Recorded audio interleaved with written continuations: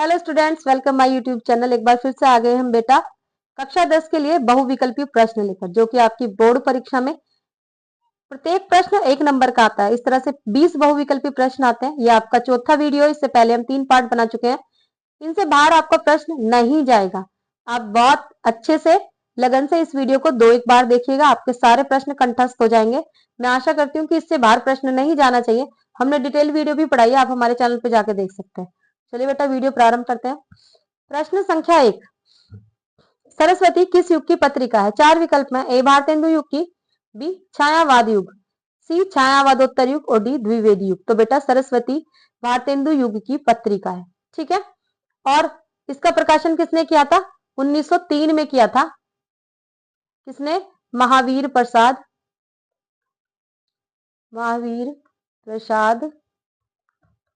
द्विवेदी जी ने।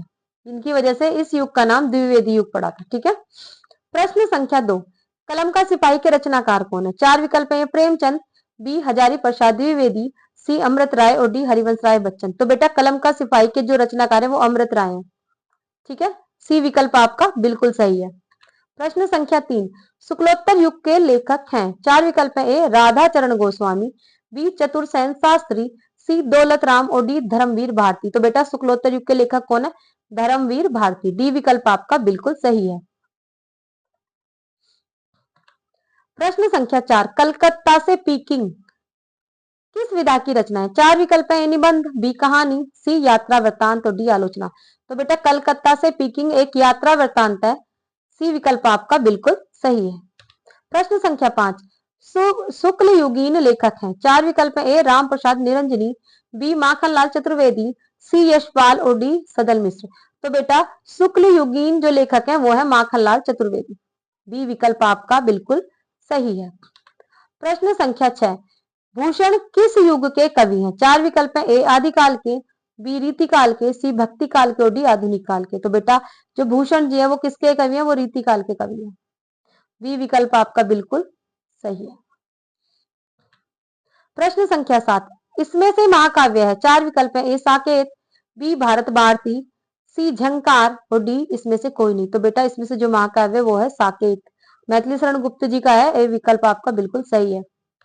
प्रश्न संख्या 8, इसमें से महाकाव्य है? 4 विकल्प है। ए साकेत, बी भारत भारती, सी झंकार और डी इसमें से कोई नहीं। तो बेटा मैं पहले भी बता चुकी, क्वेश्चन रिपीट है। ए विकल्प आपका बिल्कुल सही है, साकेत। प्रश्न संख्या 9, जायसी का पद्मावत किस भाषा में लिखा गया है? मलिक मोहम्मद जायसी थे बेटा भक्ति काल के, जिन्होंने पद्मावत नाम का एक काव्य लिखा था। वो किस भाषा में? 4 विकल्प है। ए अवधि में, बी ब्रज भाषा में, सी खड़ी बोली में और डी फारसी में। तो बेटा ये जायसी का पद्मावत अवधि भाषा में लिखा हुआ है, ठीक है। ये विकल्प आपका बिल्कुल सही है। प्रश्न संख्या 10, सुमित्रा नंदन पंत का जन्म कहाँ हुआ था? 4 विकल्प है। ए कौसानी अल्मोड़ा, बी नैनीताल, सी श्रीनगर और डी पौड़ी। तो बेटा सुमित्रा नंदन पंत जी का जन्म हुआ था कौसानी में, अल्मोड़ा। ये विकल्प आपका बिल्कुल सही है।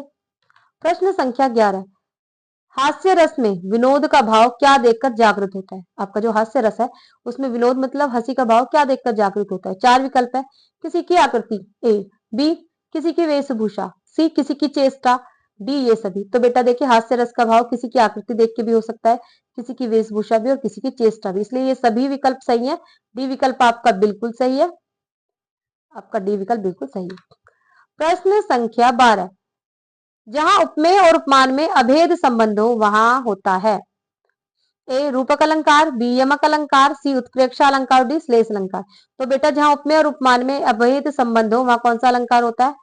रूपक अलंकार। ए विकल्प आपका बिल्कुल सही है। प्रश्न संख्या 13, सोरठा के किस चरण में 13 मात्राएं होती हैं? ए केवल पहले में, बी केवल दूसरे, सी पहले और तीसरे और डी दूसरे और चौथे। तो बेटा सोरठा के दूसरे और चौथे चरण में 13 मात्राएं होती हैं। पहले और तीसरे चरण में 11 मात्राएं होती हैं, ठीक है। दूसरे और चौथे चरण में 13 मात्राएं होती हैं।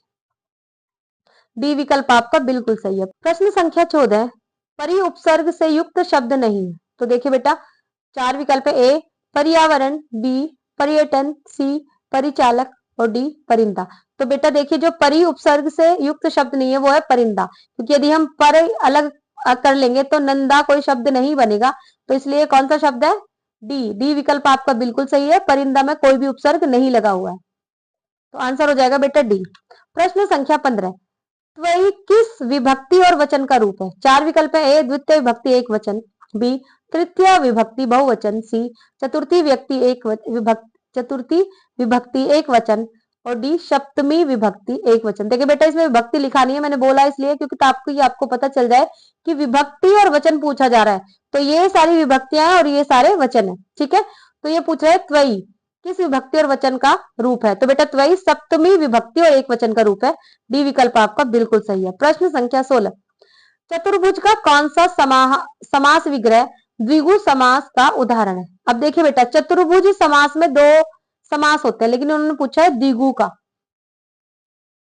चलिए देखते हैं, चार विकल्प है। चार है जो भुजाएं, बी चार भुजाओं का समाहार, सी चार है भुजाएं जिसकी अर्थात विष्णु, और डी उपयुक्त में से कोई नहीं। देखिए बेटा यदि हम ये पूछ रहे हैं द्विगु समास कौन सा होता है? जिसमें पहला शब्द संख्यावाचक हो। द्विगु का मतलब होता है दो गायों का समाहार, ठीक है। द्वि मतलब दो, गु मतलब से मतलब लिया गया गाय, यानी कि दो गायों का समाहार। ये कह रहे हैं चतुर्भुज यानी कि चार भुजाओं का समाहार। इस प्रश्न के हिसाब से आपका बी विकल्प बिल्कुल सही है। अब ये कह रहे हैं चार है भुजाएं जिसकी अर्थात विष्णु, यदि ये वाला हो जाएगा तो ये कौन सा हो जाएगा? सी वाला, ये बहुब्रीहि समास हो जाएगा, ठीक है बेटा। लेकिन इस प्रश्न के हिसाब से द्विगु समास का जो उदाहरण है वो है चार भुजाओं का समाहार, जहां पहला शब्द संख्यावाचक हो वहां द्विगु समास होता है। बी विकल्प आपका बिल्कुल सही है। प्रश्न संख्या 17, आज का तत्सम है। चार विकल्प है।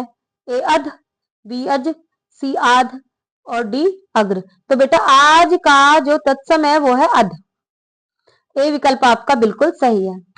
प्रश्न संख्या 18, रचना के आधार पर वाक्य का भेद नहीं। चार विकल्प है। ए सरल वाक्य है, बी संयुक्त वाक्य है, सी मिश्र वाक्य और डी निषेधवाचक वाक्य है। तो बेटा रचना के आधार पर वाक्य का जो भेद नहीं है वो कौन सा वाक्य हो जाएगा? बेटा देखिए सरल वाक्य भी होता है, ठीक है, संयुक्त वाक्य भी होता है, मिश्र वाक्य भी होता है। निषेधवाचक वाक्य नहीं होता है रचना के आधार पर, क्योंकि ये जो निषेधवाचक वाक्य है ये अर्थ के आधार पर वाक्य का भेद है। तो ये पूछ रहा है कि वाक्य का भेद नहीं है, तो डी विकल्प आपका क्वेश्चन के प्रश्न के उत्तर के हिसाब से बिल्कुल सही है, आंसर हो जाएगा आपका डी।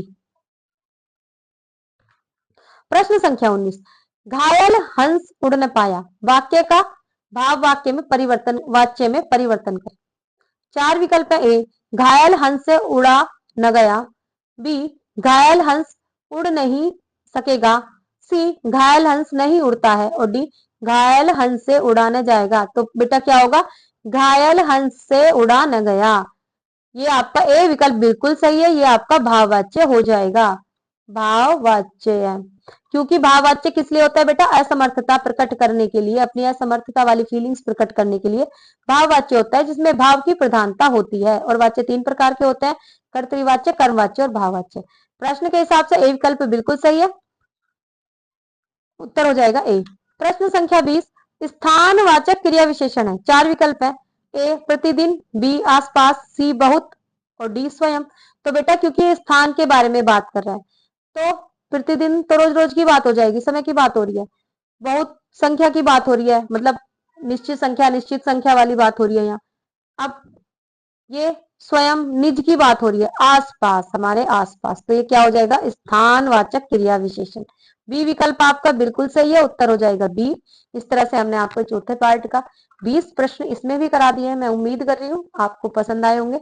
अगर आपको पसंद आए तो आप हमारी वीडियो को लाइक करें, शेयर करें और हमारे चैनल को सब्सक्राइब करें। मिलते हैं अगली वीडियो में। नमस्कार।